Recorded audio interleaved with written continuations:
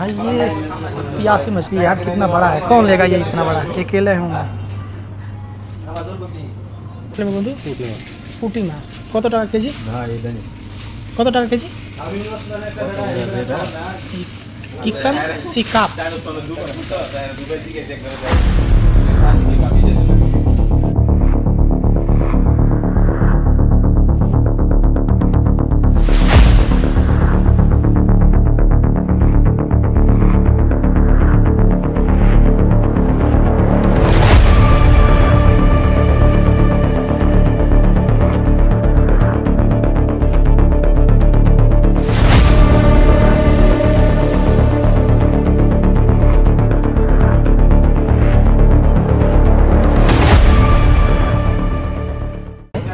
ভালো আছে এটা, এটা শেষ হয়েছে, এটা নষ্ট লাগে না, এটা নষ্ট আছে।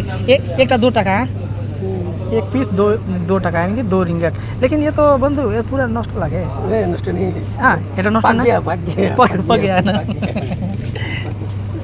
हाँ ये 6 रुपया, 6.5 रुपया।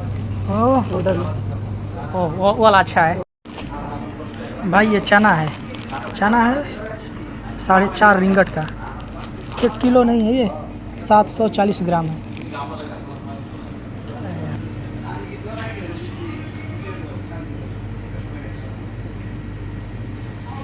अंगूर ले से ले कत टाका किलो?